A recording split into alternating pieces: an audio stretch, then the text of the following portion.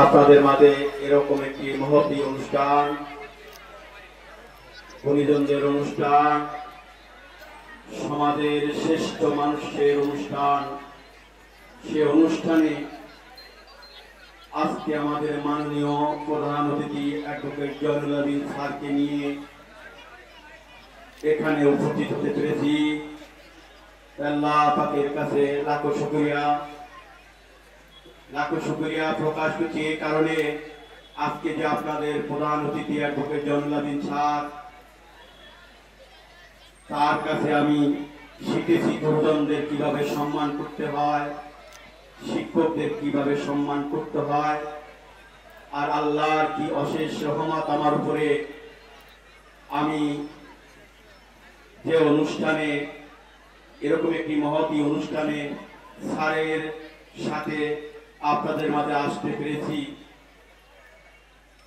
এই জন্য আমি বিশেষভাবে ধন্যবাদ জানাই আমাদের যুবদলের আমার প্রিয় অনুজ এবং এই স্কুলের কৃতি ছাত্র রকিবুল ইসলাম খান রকিবকে বিশেষভাবে ধন্যবাদ জানাই।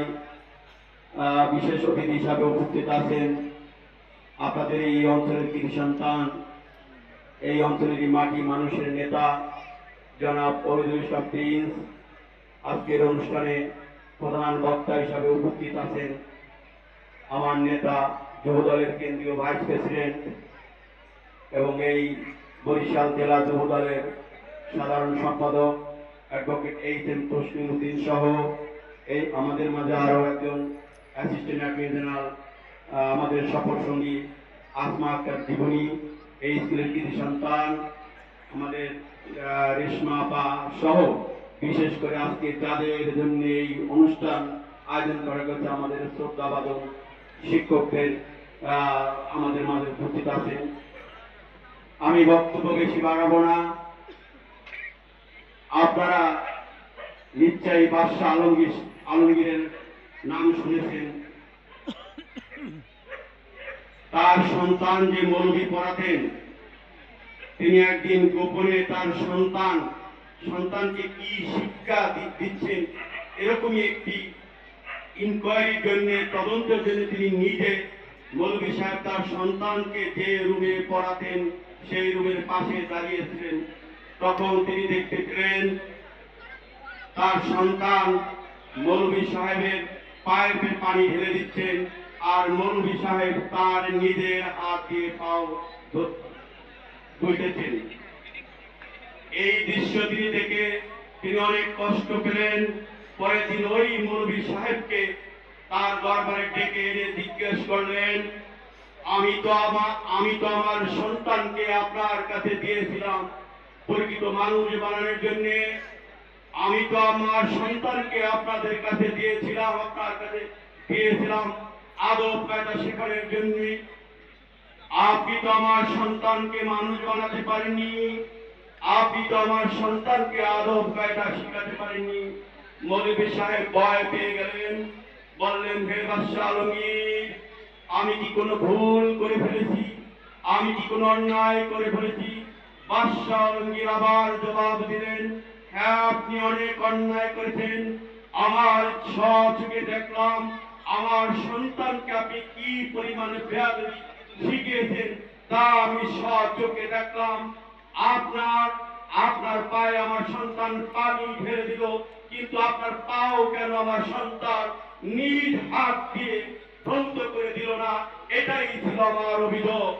প্রিয় ভাইরা আমার, শিক্ষকের মর্যাদা আজ আমরা ভুলতে বসেছি। এই শিক্ষা পেশা অত্যন্ত মহৎ শিক্ষা। আজকে আপনাদের যে প্রধান অতিথি, এই দেশ বরণ্য আইনজীবী, এই উপমহাদেশের কিংবদন্তি আইনজীবী, এই উপমহাদেশের একজন কিংবদন্তি নেতা, তিনি যে নামটি শিখেছেন তার নাম অ্যাডভোকেট জয়নুল আবেদিন। তিনি যে ক খ শিখেছেন, তিনি যে সরা শিখেছেন, তিনি যে ABCD শিখেছেন, এই ক খ সরা এবং তার এই নামটির বানান তিনি একজন শিক্ষকের কাছে শিখেছেন। তাই এই সমাজে সবচেয়ে বীর শ্রেষ্ঠ বীর সন্তান শিক্ষক, এই শিক্ষকদেরকেই এই শিক্ষক শিক্ষকরাই আমাদেরকে শিখিয়েছে, এই শিক্ষকই আমাকে অ্যাডভোকেট ইনুতারি রবি বানিয়েছেন, এই শিক্ষককেই অ্যাডভোকেট এই তসলিমুদ্দিন বানিয়েছে।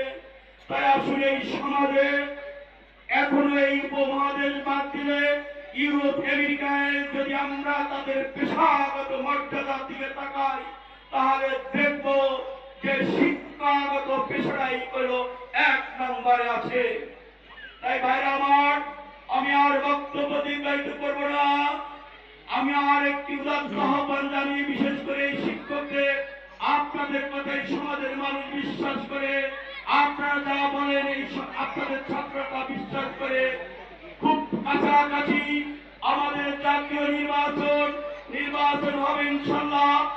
আপনারা যেহেতু সমাজের প্রতিনিধিত্ব করেন এবং অ্যাডভোকেট জনগণের ছাড় মুরব্বীদেরকে পছন্দ করেন, তিনি শিক্ষকদের সম্মান করেন, আপনারা যদি সমাজে বলেন অ্যাডভোকেট জনগণের ছাড় একজন ভালো লোক, আপনারা যদি বলেন অ্যাডভোকেট জনগণের ছাড় একজন নির্লোভ লোক, তার এই তিনি জীবনের শেষ পর্যায়ে এসেছে আপনাদের এই বাংলাদেশের মাটিতে, তার নিজের চিন্তা করে নয়, তার আপনারা ছাড়া তার আপন বলতে এই বাবুগঞ্জে আর কেউ নেই।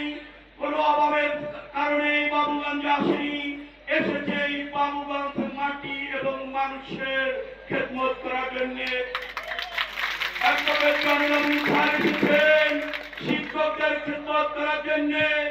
আপনাদের যে কাকুতি মিনতি আমরা শুনেছি, আপনাদের যে কাকুতি মিনতি আমরা দেখেছি, ইনশাআল্লাহ আগামী ফেব্রুয়ারি মাসে যে জাতীয় নির্বাচন হবে, সে জাতীয় নির্বাচনে এই একজন ভালো লোক অ্যাডভোকেট জনগণ স্যারকে আপনারা যদি নির্বাচিত করতে পারেন, ইনশাআল্লাহ এই বাবুগঞ্জের মাটি মানুষ, শিক্ষা গুরু, শিক্ষক সমাজের মর্যাদা তার হাত ধরেই পুরো প্রতিষ্ঠা হবে। ভাইরা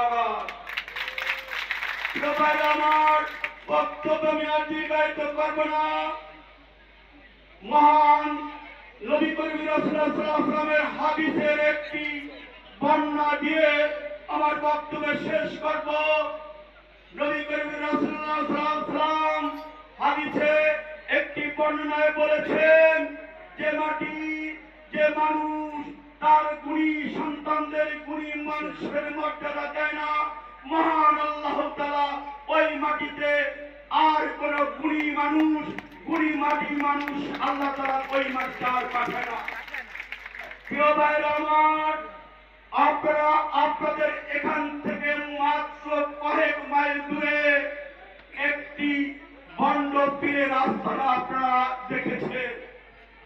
এই কথাটা আমি এই করে বলছি, আজকের এই শিক্ষা গুরুরা যদি সাধারণ মানুষকে বলে,